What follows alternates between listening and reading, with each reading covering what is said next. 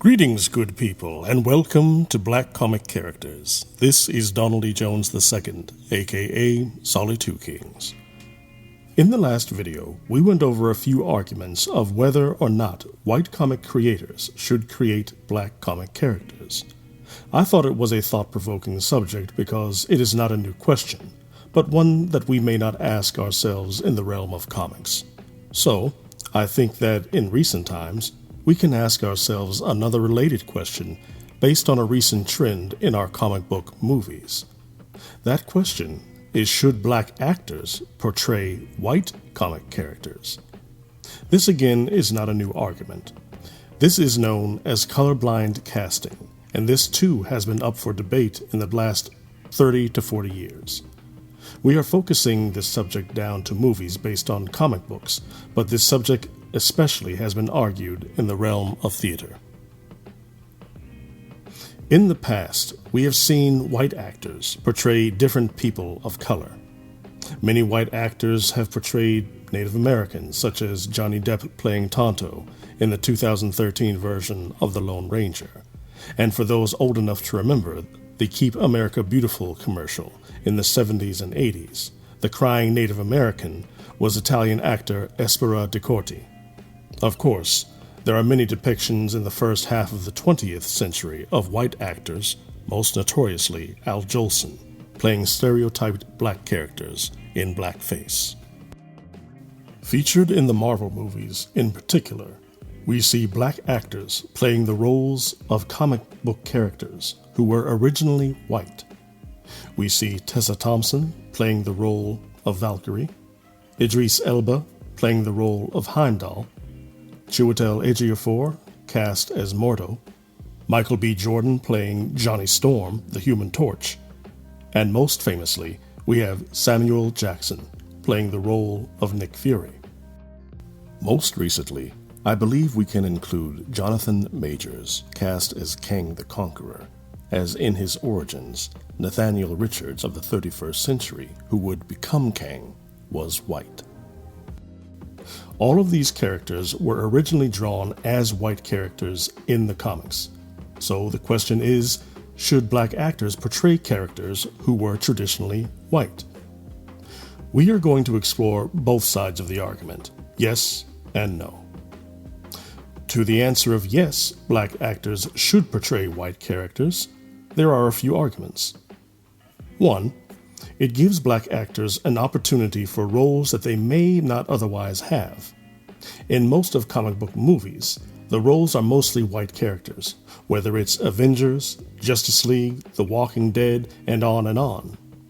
So with that being said, the opportunity for black actors and actresses of any other ethnicities to portray roles in our beloved comic book movies and TV shows is very limited. So this being the case, it is good for black actors to take on some roles that are traditionally white, with the caveat that they portray them respectfully. The main issue with white actors playing black characters is that the portrayals historically have been overwhelmingly negative. I believe that Tessa Thompson and Idris Elba portrayed Valkyrie and Heimdall with respect and honor. And Samuel Jackson, well, are you really going to argue that Samuel Jackson should not play Nick Fury? Many people I have discussed this with from all ethnic backgrounds mostly agree that they can no longer see Nick Fury as the original iteration at all. The second argument is that colorblind casting opens the doors for diversity. Here is a quote by actress and director Christine Benoit. Quote, "I think colorblind or non-traditional casting was a good first step towards getting diversity on stage and screen. And maybe it is time to take this to the next level, to have a broader middle ground for actors of color, between stories where race is everything and stories where it's not even an afterthought. Getting some of the leaders and writers of the industry to think different and to take risks isn't always easy. But I think anything is possible, including this." It is good to see such diversity on screen, whereas ordinarily there may not be if the players on the screen were just white. It expands the possibility of what can be. For black actors and actresses who were originally relegated to roles of servants or bumbling sidekicks or the first one to be killed in a horror movie, these roles in comic-based movies move black actors and actresses into the forefront where they may not have been seen. The world is a diverse place, and when you expand that place into the universe, it is even more diverse. There has always been the issue of diversity in science fiction and fantasy, the argument being that in all of spacefaring worlds that science fiction has traveled to, they only seem to encounter aliens based on white people. Same can be said for the Marvel or DC universe. So casting black actors in the roles of ordinarily white characters does allow for more diversity. The last point that I will include in this argument is that these movies are entertainment. They are made to be fun and enjoyable. Is it so serious that we cannot make exceptions as far as casting black actors and actresses in the roles that may have been traditionally white?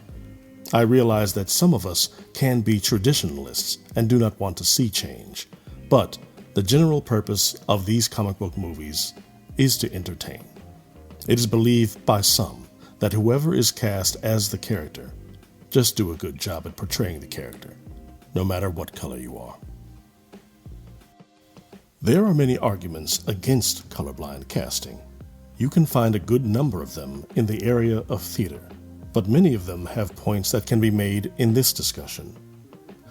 One of the main arguments is that when black actors are acting in roles traditionally cast for white characters, it absolves the history, culture, and social constructs of black culture. In the famous 1996 speech, the playwright August Wilson spoke out against colorblind casting overall in saying, "To mount an all-black production of Death of a Salesman or any other play conceived for white actors as an investigation of the human condition through the specifics of white culture is to deny us our own humanity, our own history, and the need to make our own investigations from the cultural ground on which we stand as Black Americans. It is an assault on our presence and our difficult but honorable history in America, and it is an insult to our intelligence, our playwrights, and our many and varied contributions to the society and the world at large." I realize that we are speaking about comic book movie characters, but there is still relevance to Wilson's case. This can be really seen in the cases of Heimdall and Valkyrie, as well as Hogun, who was played by the Japanese actor Tabanobu Asano. These characters are based in Norse mythology, which of course is a European culture. We did not necessarily need to have black or Asian actors play those roles because not only does it take away from the historical and cultural aspects of those characters, but it can also deny black and Asian culture as well. If we take roles that are originally white, it removes the black world experience from that character completely. In addition, it can show that we need to take roles that are outside of our cultural experience in order to further our film or theater careers as actors and actresses. Stephen Conge, creator of the upcoming comic Cure for Utopia, said in an interview we both did on Reggie Collects regarding the famous Milestone character Static Shock being DC's answer to Miles Morales, "We don't need the Black Superman. We have so many diverse black characters that you don't need that. I think Static is primed to be the next Miles Morales." A second argument against colorblind casting is that as far as our comic book movies are concerned, there has not been one movie or television show that has had a truly mixed cast where half the cast is white and the other half is black, Asian, Native American, or Middle Eastern. You can include comic books in that statistic as well. Unfortunately, these movies, which we all enjoy, have been, for the most part, tokenized, with one or two black characters being used for the sake of inclusion. Tokenization has been another long-time issue for black actors and actresses. The definition of token is done for the sake of appearances or as a symbolic gesture.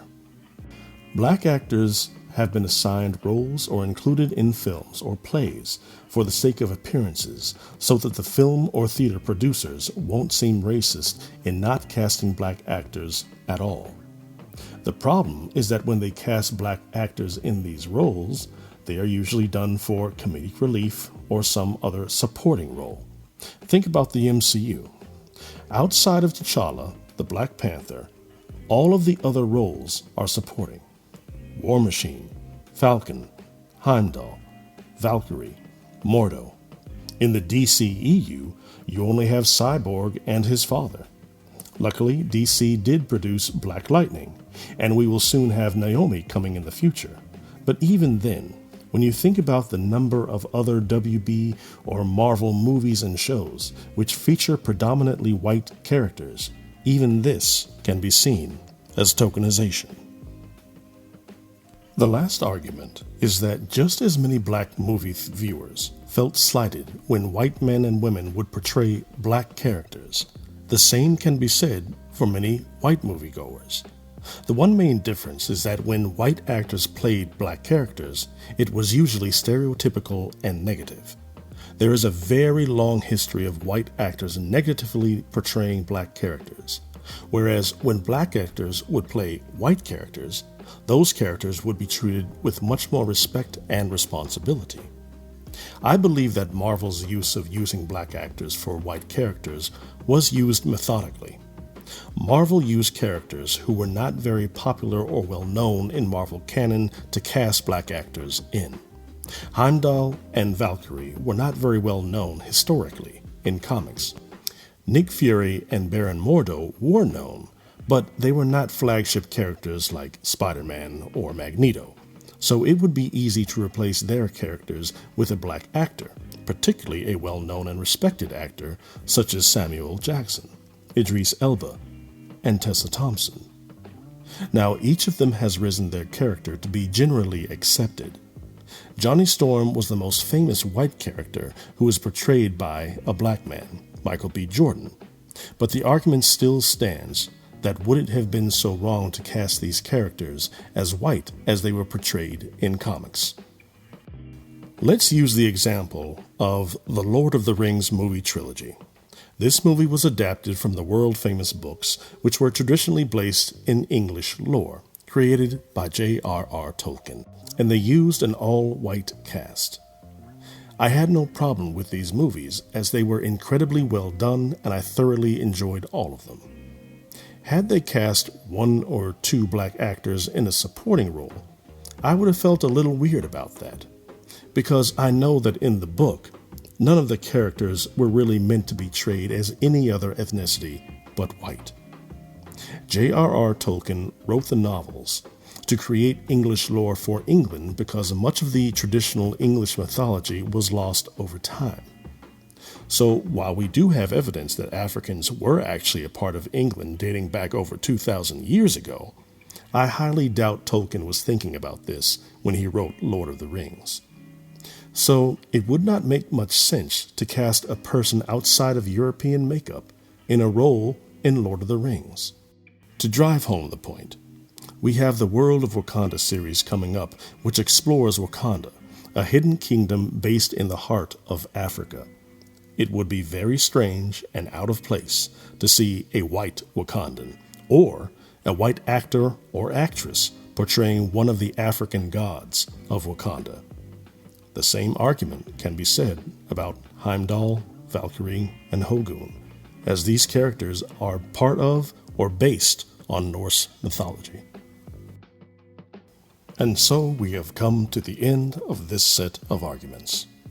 Ultimately, I come to the same conclusion that I did on my last video. At this point, it would be very difficult to unimagine Samuel Jackson playing Nick Fury, and I believe him and the other black actors and actresses played those traditionally white characters very well. At the same time, I would like to see more original black characters included in the MCU and the DCU and any upcoming movies based on comics that are actually based on black characters, played by black actors and actresses. I disagree with the idea of tokenization and want to see more than one Black Panther movie, or more than one Falcon and Winter Soldier show. I want to see an array of black characters representing a multitude of viewpoints, morals, and alignments, just as we as black people are varied in the real world. Thank you so much for joining me in these discussions. Please leave a comment below, as I would like to have a discussion with you. As I stated before, I know this topic can be controversial, so please be respectful so that an actual dialogue can take place. I hope that you took something away from this discourse.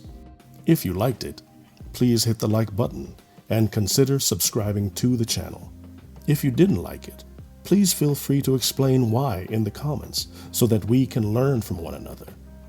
As always, I appreciate you taking the time to watch and listen. Until the next time, peace and many blessings.